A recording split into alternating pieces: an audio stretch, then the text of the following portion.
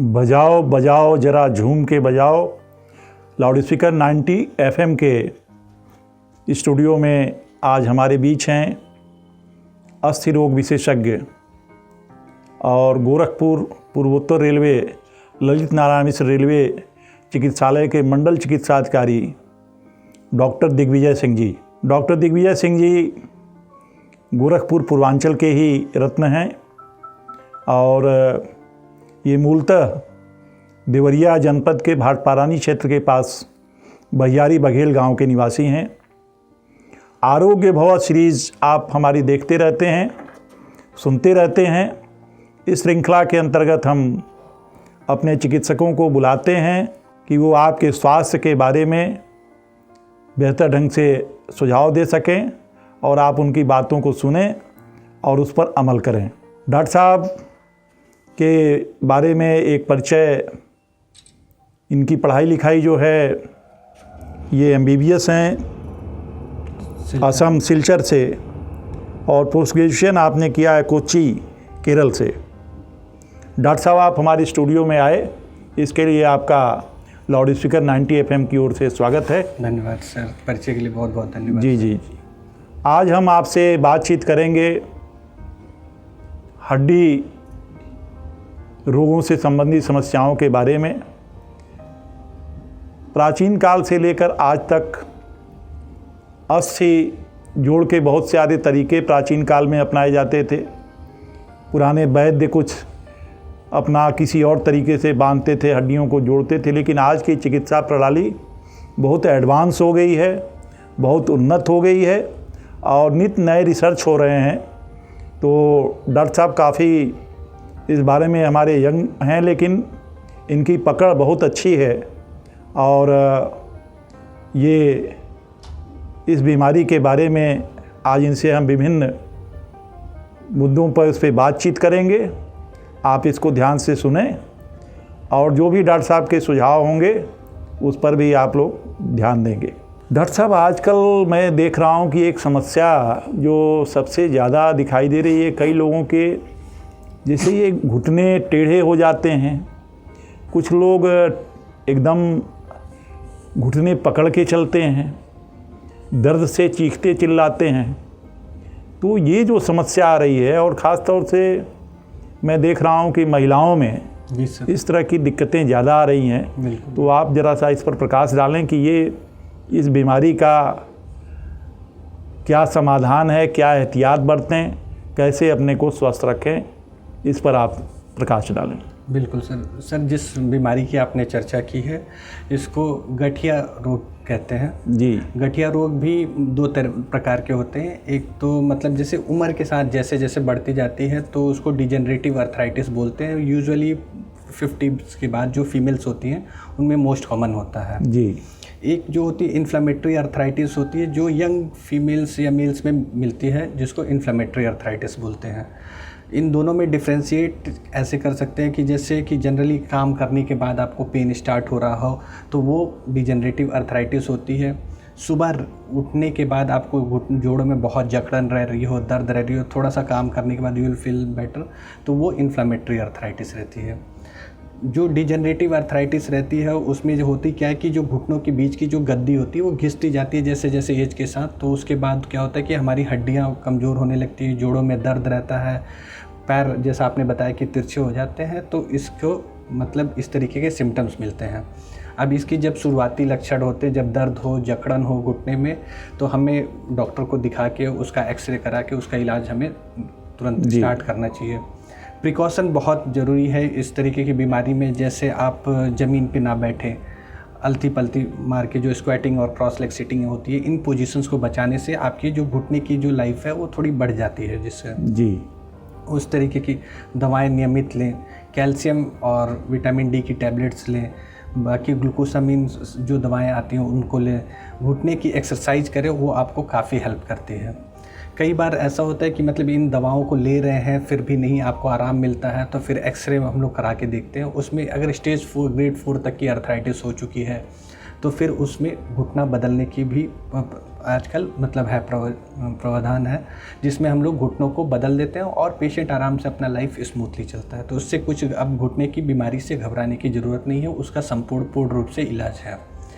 जो घुटना प्रत्यारोपण, जी जी सर, कितना सफल है, जैसे उसके बारे में बहुत सारे लोग ये कहते हैं कि जैसे कुछ लोग वाजपेयी जी का उदाहरण देते हैं कि वो वाजपेयी जी ने घुटना का प्रत्यारोपण कराया, बिल्कुल सर, अटल बिहारी वाजपेयी जी ने, और उसके बाद से वो खामोशी में चले गए।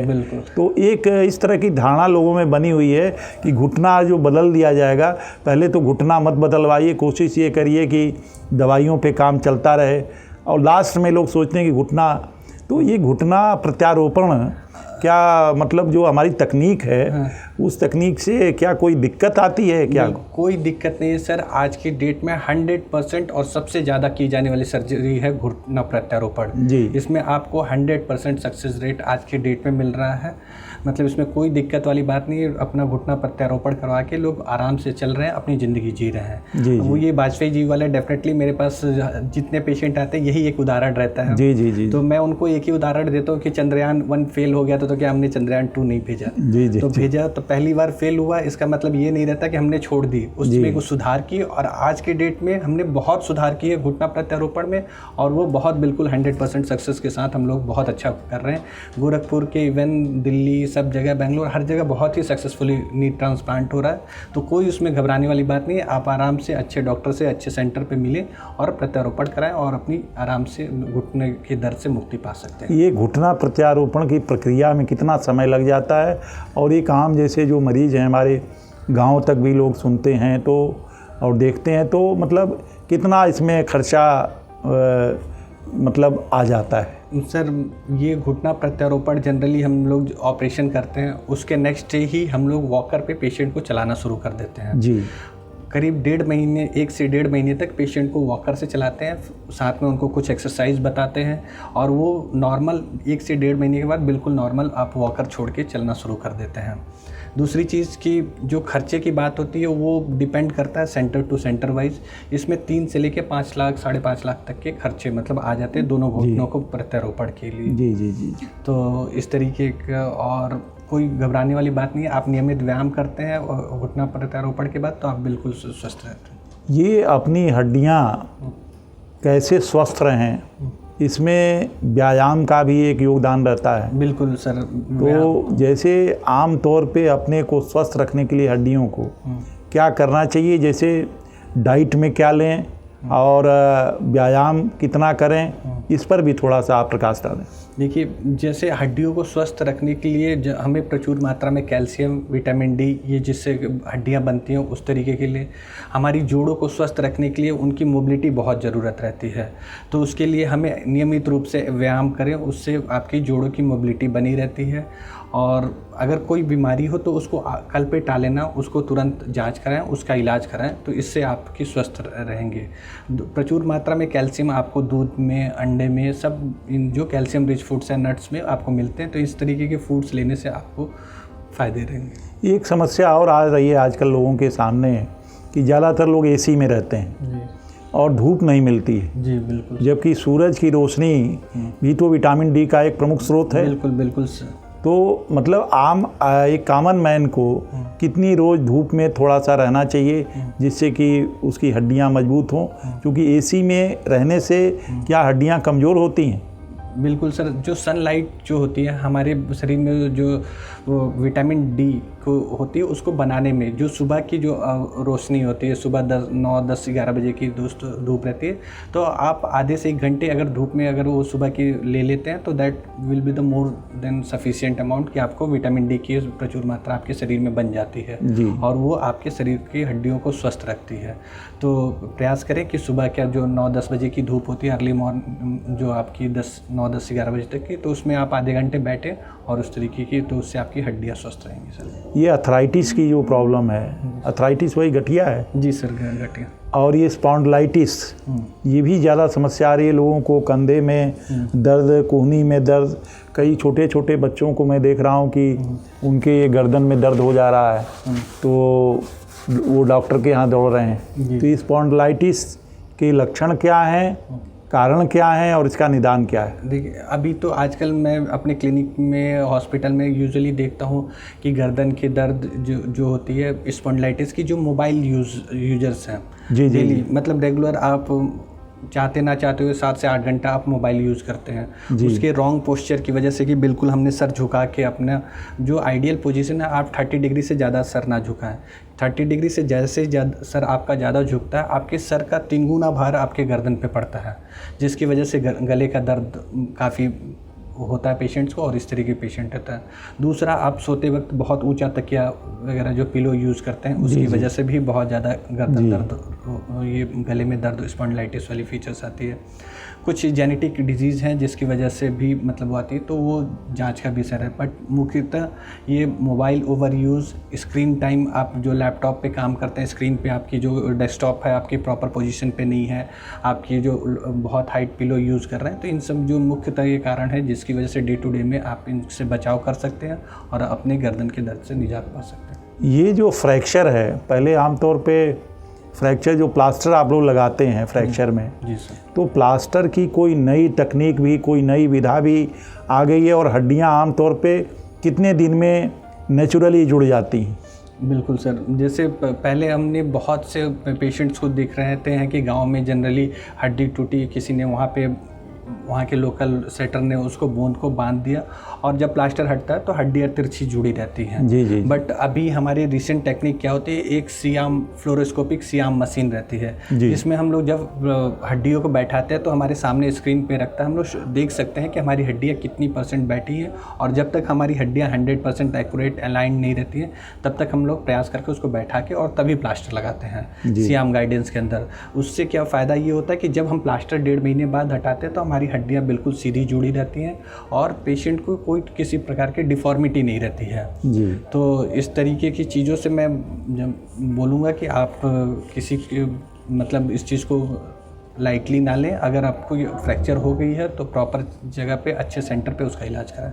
फ्रैक्चर होने के कितनी देर बाद जैसे जो सूजन वगैरह आ जाता है, तो फ्रैक्चर जैसे होने के तुरंत बाद डॉक्टर के यहाँ तुरंत जाना चाहिए ना? जी सर। या जैसे लोग लेट करते हैं तो उससे स्वेलिंग आ जाती है? स्वेलिंग, दर्द सर बढ़ा रहता है। उसके लिए हम लोग क्या करते हैं कि जैसे इनिशियली 48 to 72 आवर्स स्वेलिंग होती है तो फ्रैक्चर, लेकिन हम लोग क्या करते हैं कि पहले एक कच्चा प्लास्टर लगा देते हैं, जिससे हम मौका देते हैं कि जो सॉफ्ट टिश्यू है स्वेलन अप हो। स्वेलन 48 to 72 आवर्स स्वेलिंग होती है, उसके बाद ग्रेजुअली वो वीन ऑफ होती है। 1 हफ्ते के बाद जब स्वेलिंग कम हो जाती है तब हम लोग पक्का प्लास्टर लगाते हैं। जी। ये हड्डी में ये हड्डियों का कमज़ोर होना भी कौन सी बीमारी के लक्षण हैं? जी सर, बिल्कुल, ये ऑस्टियोपोरोसिस इसको बोलते हैं जी। और मोस्टली जो पोस्ट मेनोपॉजल वुमेन्स हैं उनको में ये बीमारी ज़्यादातर देखी जाती है जी। जैसे उनके पोस्ट मेनोपॉज के बाद जो बॉडी से हार्मोन्स कम होते हैं, उसकी वजह से क्या होता है कि हमारी उनकी हड्डियों से कैल्शियम बहुत ज़्यादा वॉश आउट होते रहते हैं। तो उनके जोड़ों में दर्द, घुटनों में दर्द, बैक पेन बहुत फ्रेजाइल होती हैं कि ज़रा सा कहीं गिरी तो उनको फ्रैक्चर हो जाता है। तो ये ऑस्टियोपोरोसिस के लक्षण होते हैं। अब इसकी जांच कराने के लिए हम लोग यूजुअली BMD और DEXA स्कैन कराते हैं, जिसमें T स्कोर वगैरह देखते हैं। और इन लोगों को यूजुअली हम सजेस्ट करते हैं कि आप कैल्शियम, विटामिन D इंटरवल पे 2-3 मंथ्स इंटरवल पे आप लेते रहा करें, जिससे उनकी हड्डियाँ मजबूत बनें। ये विटामिन D है और कैल्शियम है, ये है हमारे जो फल हैं, जैसे नेचुरल प्रकृति जो हमें दे रही है, इसमें भी किस फल में ज़्यादा ये सब मिलते हैं कि जिसको जैसे आमतौर पे लोग घरों में या बाज़ार से लेके खाएं तो थोड़ा सा एहतियात, दवाइयाँ खाना तो एक मतलब मजबूरी बन जाती है, लेकिन एक एहतियात अगर जो इस तरह का बरतें कि फलों के जरिए, तो कौन कौन से फल इसमें ज़्यादा हड्डियों के लिए उपयोगी होते हैं? सर मतलब अभी जो नट्स, जो कैश्यू नट्स मिलते हैं उसमें कैल्शियम बहुत रिच मात्रा में जी। अभी मैंगो का सीजन, गर्मियों का सीजन चल रहा है, आम आप लेते हैं तो उसमें भी आपको बहुत ही ज़्यादा कैल्शियम और विटामिन से रिच होते हैं। तो जो सीजनल फल्स आते हैं उसमें आपको सभी फलों में आपको सारी ये कैल्शियम, विटामिन, मिनरल्स रहते हैं। तो आप सीजनल फल्स लेते हैं तो वो आपके लिए सफिशिएंट रहते हैं। दूध, अंडा लेते हैं तो भी आपको कैल्शियम देते हैं। आपने शुरू में जिक्र की कि सुबह की धूप लेना, तो उससे भी हमारे शरीर में विटामिन D बढ़ती है। तो इन चीज़ों को लेने से आपकी हड्डियाँ स्ट्रांग रहती हैं। अच्छा, ये बोन टीवी क्या है?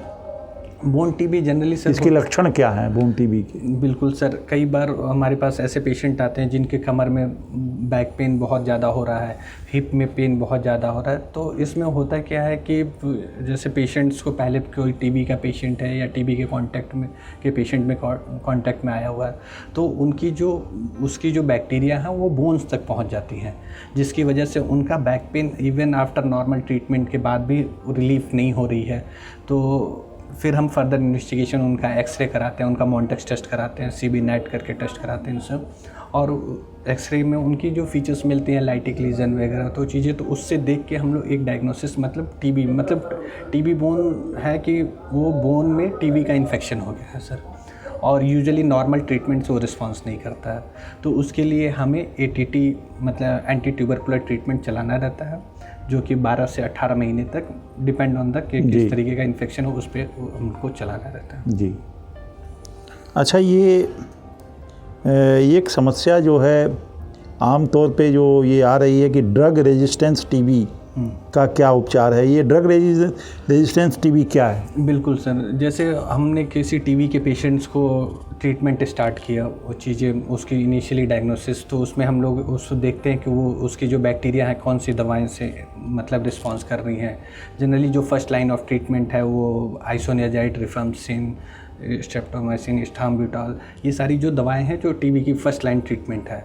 इसमें जब हमने टीबी का ट्रीटमेंट स्टार्ट किया तो कुछ पेशेंट्स क्या होता है कि 6 महीना, 4 महीना, 8 महीना दवा खाया, उसके बाद उसने दवा छोड़ दिया, फिर उसको रिकरेंस हुआ। फिर हमने पूछा कि भाई आपने ट्रीटमेंट कंप्लीट की? तो नहीं सर, मैंने तो 4-6 महीना खाया, दवा आराम हो गया था, मैंने बंद कर दिया। फिर जब दोबारा रिकरेंस होता है तो हम लोग फिर उसको जांच के लिए भेजते हैं। तो जब जांच के लिए भेजते हैं तो पता चलता है कि ये जो टीबी हो रखी है, ये पहले जो फर्स्ट लाइन ऑफ ड्रग है उससे रेजिस्टेंट हो चुकी है। जी। तो उसको, और अब इसको सेकेंड लाइन ऑफ ड्रग से इसको ट्रीट किया जा सकता है, तो इसी को ड्रग रेजिस्टेंट टीबी कहते हैं सर। जी। तो ये जनरली जब भी टीबी की दवा चले तो उसको बीच में ना छोड़ो, उसको कंप्लीट ट्रीटमेंट करें, मतलब लगातार दवा करते रहें। दवा आपको जो 12 से 18 महीने जो आपको डिसाइडेड है कि इसका इंटेंसिव फेज, वो सब कंटिन्यूएशन फेज, जो हमको पूरा कंप्लीट ट्रीटमेंट होने के बाद डॉक्टर की सलाह के बाद ही दवा बंद करें, उसके पहले ना बंद करें। जी। ठीक है। तो इसमें जनरली हमें पेशेंट बैक पेन कंप्लेन करता है क्योंकि आप दवा ले रहे हैं फिर भी रिलीफ नहीं हो रहा है, नाइट पेन बहुत ज़्यादा होता है, वेट लॉस होता है, भूख कम लगना शुरू हो जाता है उसमें। तो ये सारे फीचर्स है, फीवर होता है, इवनिंग राइज ऑफ टेम्परेचर होता है, तो ये सारे फीचर्स हैं मतलब टीबी के। अच्छा, ये एक्सीडेंटल जो केसेज होते हैं, जैसे किसी की रीढ़ की हड्डी टूट गई, जी सर, तो डॉक्टर ने ऑपरेशन कर दिया, क्या उसमें भी लापरवाही से जान चली जाती? जान सर नहीं जान बहुत बहुत कम रेयर चांसेस होता है कि जान जाती है। जनरली जो एक्सीडेंटल स्पाइनल कॉर्ड जो इंजरी होती है वो बहुत, स्पाइन की इंजरी बहुत डेलिकेट, क्योंकि वहाँ पे पूरी रीढ़ की हड्डी हमारी मतलब स्पाइन और स्पाइनल कॉर्ड दो अलग चीज़ है सर। स्पाइन हमारी जो हड्डियाँ हैं उसको स्पाइन बोलते हैं, स्पाइनल कॉर्ड जो नर्वस सिस्टम का पार्ट है। तो जो स्पाइनल कॉर्ड को जो सराउंड करती है वो स्पाइन है। अगर इसमें कोई इंजरी होकर अगर स्पाइनल कॉर्ड को इंजर्ड करती है तो जनरली मतलब क्या होता है कि पैरालिसिस, मतलब नीचे के भाग पूरा शून्य पड़ जाता है, काम नहीं करता है, तो वो बेड रिडन पेशेंट होते हैं। अगर अर्ली मतलब उनको इमीडिएटली विदिन 48 to 72 आवर्स से डिकम्प्रेस करके उनको फिक्स कर दिया जाता है तो चांसेस ऑफ रिकवरी बहुत अच्छा रहती है। एक्चुअली मैंने एक केस देखा, इसलिए डॉक्टर साहब आपसे इस पर चर्चा कर रहा हूँ कि कार से किसी का एक्सीडेंट हुआ। जी सर। और वो किसी डॉक्टर के यहाँ उनको ले जाके एडमिट कर दिया गया। डॉक्टर ने ऑपरेशन किया और ऑपरेशन के कुछ दिन बाद उनको भेज दिया कि घर आप जाइए, ठीक है।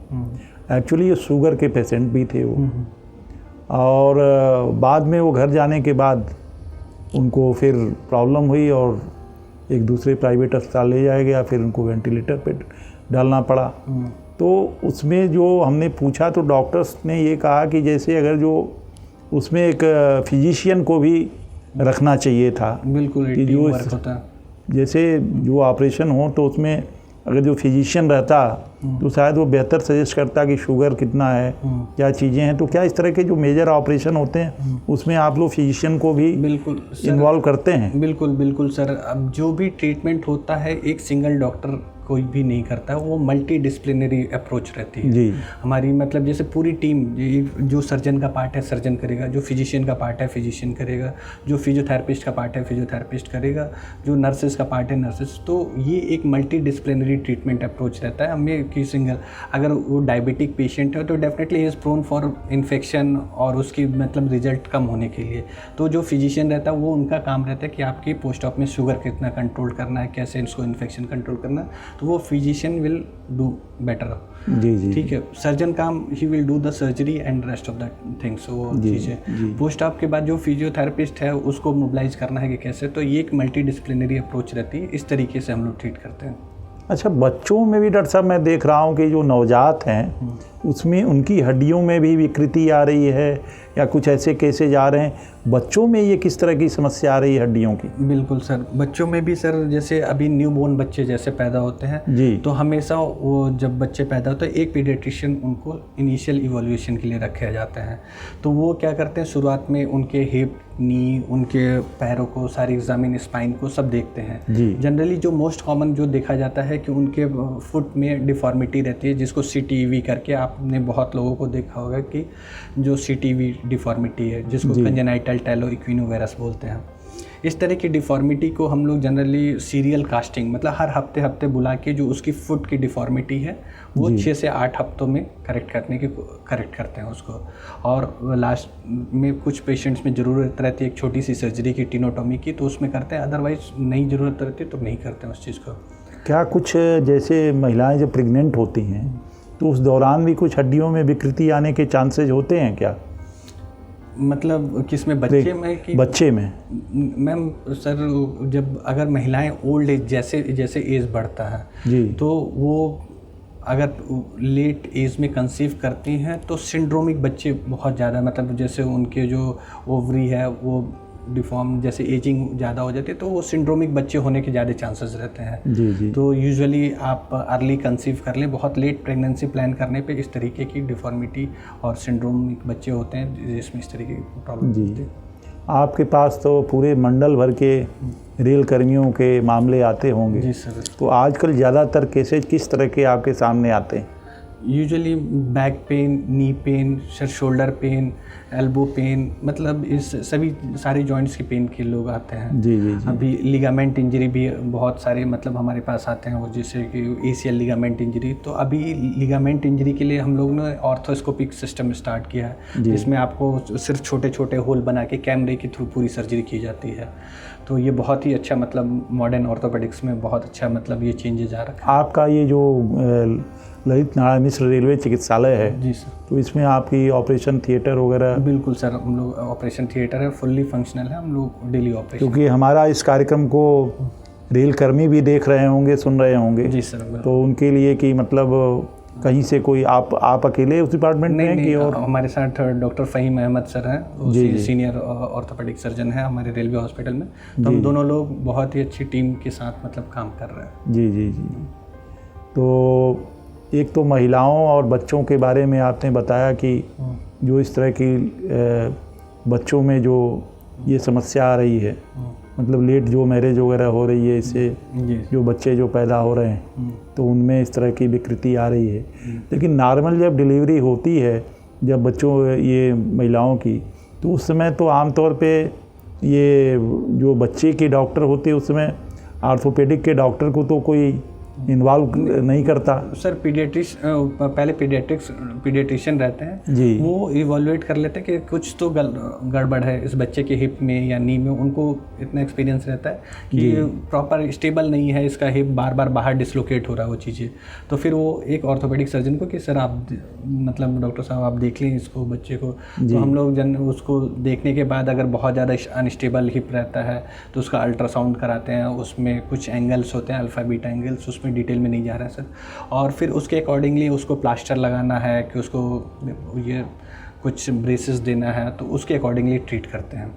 फिर जैसे ही बच्चा जब चलना शुरू करता है तो कुछ बच्चों को प्रॉपर मतलब मदर फीड प्रॉपर नहीं हो पाया है, तो उसमें रिकेट्स की आपने देखा होगा कि बहुत बच्चे बोइंग ऑफ द लेग्स के साथ रिस्ट वाइडनिंग रहती है, तो रिकेट्स बहुत कॉमन बीमारी है कि जो बच्चे जैसे ये जो बच्चे माँ का दूध नहीं पीते हैं या माँ उनको दूध नहीं पिलाती है तो और वो बाहर का दूध माँ उनको पिलाती है, तो बाहर का दूध पीने वाले बच्चे की हड्डी में और जो माँ का दूध पीने वाले कि बच्चे की हड्डी में क्या अंतर कुछ मजबूती में हो आ जाता है? बिल्कुल सर, मतलब अभी तो हमारी जो गाइडलाइंस हैं कि up to 4 to 6 month exclusive breastfeeding, सिर्फ माँ का दूध पिलाना है 4 से 6 महीने तक के बच्चों को। कोई भी बाहर का कोई भी एडेड प्रोडक्ट हम लोग नहीं अलाउ करते हैं बच्चों को। जी। इससे क्या होती है, बच्चों की इम्यूनिटी स्ट्रांग होती है, उनकी हड्डियाँ मजबूत होती हैं, उनकी डेवलपमेंट अच्छा होता है।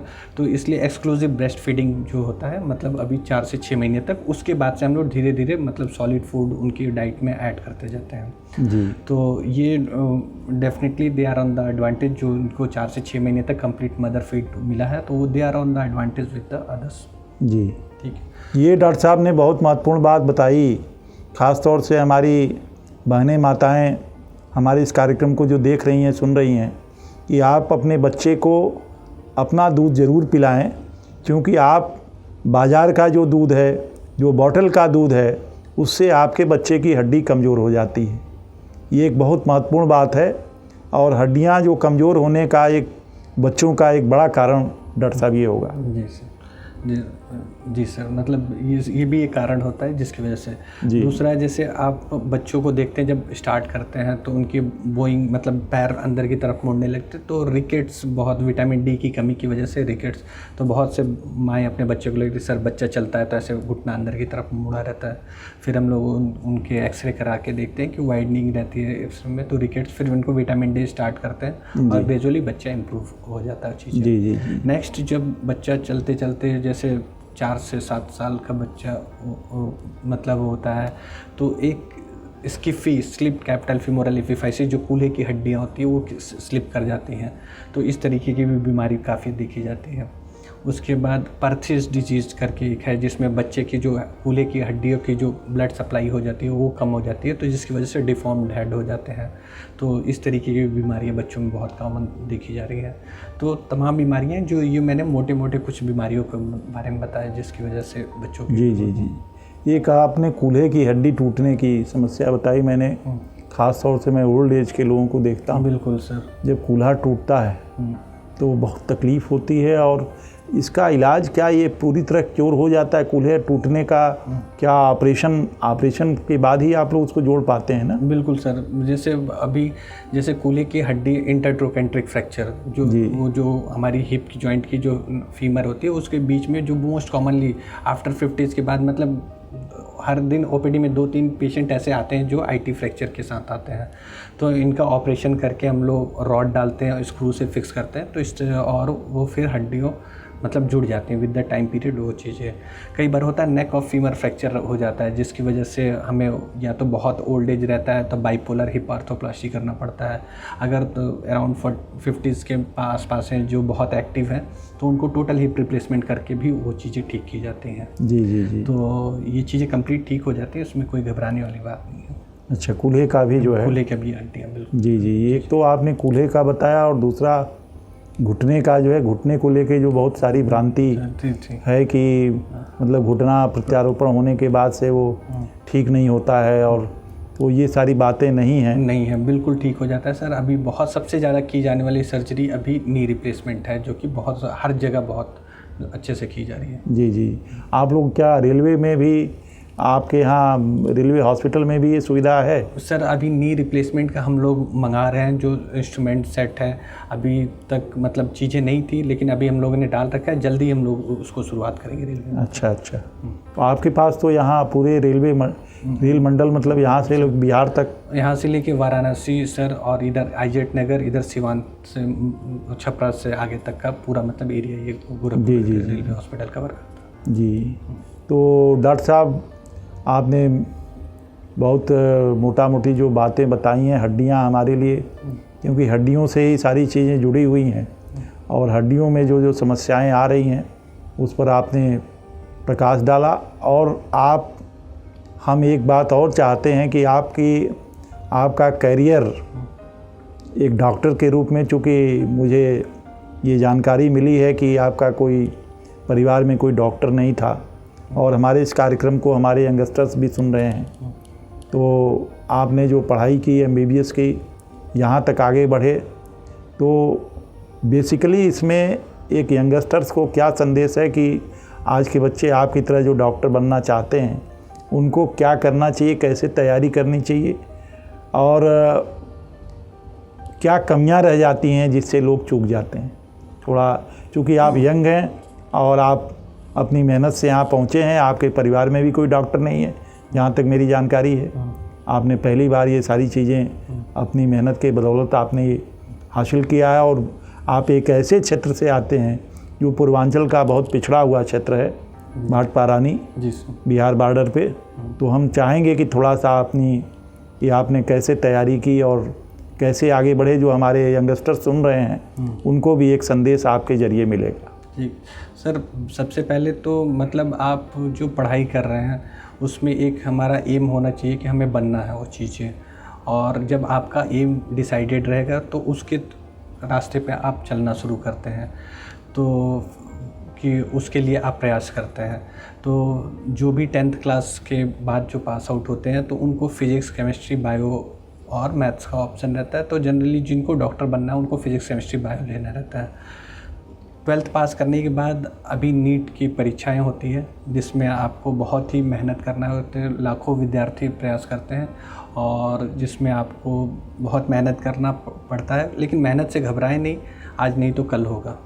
कितने घंटे आपने मेहनत की? स्टडी जब करते थे तो आप कितने घंटे आप पढ़ाई में लगाते थे? मतलब सर, जो शुरुआती आपकी तैयारी रहती है 6 से 7 घंटे की पढ़ाई आपके लिए सफिशिएंट रहती है। जैसे जैसे आपको ज़रूरत रहता है कि रिवीज़न आप बार बार करें। कोई चीज़ को अगर आप एक बार पढ़ के छोड़ देते हैं तो कुछ दिनों के बाद वो धूमिल होने लगती है, तो आप उस आगे पढ़ें और पीछे वाली चीज़ों को रिवाइज करते चलें।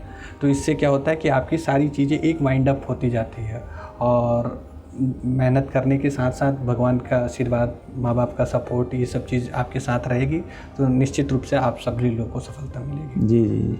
आपके परिवार के बारे में एक निजी सवाल, आपकी पत्नी भी क्या, आपकी पत्नी हाउसवाइफ हैं या डॉक्टर हैं? नहीं, मेरी वाइफ फिजियोथेरेपिस्ट हैं, डॉक्टर शिवांगी सिंह। जी। और वो मतलब हम दोनों लोग एक मतलब समाज को अच्छा स्वास्थ्य देने के लिए हड्डियों से दोनों लोग मिल के काम कर रहे हैं और कोशिश कर रहे हैं कि समाज को हम अच्छी स्वास्थ्य सुविधाएं दे सकें। इस वजह से हम दोनों लोग साथ में मतलब वो आपके साथ वो आपकी पढ़ाई के बाद जुड़ी हैं, आपके डॉक्टर बनने के बाद, या आपके डॉक्टरी जीवन में जब आप पढ़ाई कर रहे थे तभी आपसे जुड़ गए? जब हम लोग पढ़ाई कर, हमने साथ पढ़ाई की है। अच्छा जी सर, साथ हम लोगों ने 12th क्लास पास किया, साथ पढ़ाई की। जी। और वो फिजियोथेरेपी ज्वाइन की तो मेरे लिए ऑर्थोपेडिक्स ज्वाइन करना कंपलसरी हो गया। तो फिर ताकि हम दोनों एक साथ चीज़ें कर सकें। तो इस तरीके से वो भी बहुत अच्छा कर रही है फिजियोथेरेपी में और हम दोनों साथ बहुत अच्छा मतलब कर रहे हैं। आप यहाँ गोरखपुर में कहाँ रहते हैं? सर, ये शाहपुर आवास विकास कॉलोनी में। जी। गीता वाटिका से आगे है सर, वहाँ पे। जी। तो बच्चे? एक छोटी बच्ची है सर। अच्छा। 5 ईयर्स की अभी हो गई है। जी। तो एक छोटी सी बेटी है सर। बहुत अच्छा लगा डॉक्टर साहब, आप हमारे स्टूडियो में आए। थैंक यू सर, धन्यवाद। और इतनी सारी आपने जानकारी दी।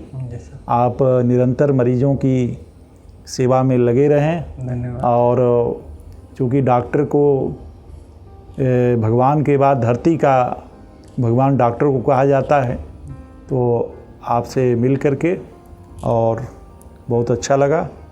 हम लोग चाहेंगे कि आप इसको अपनी सेवा को जारी रखें। एक बार और फिर आपका धन्यवाद सर। Thank you sir.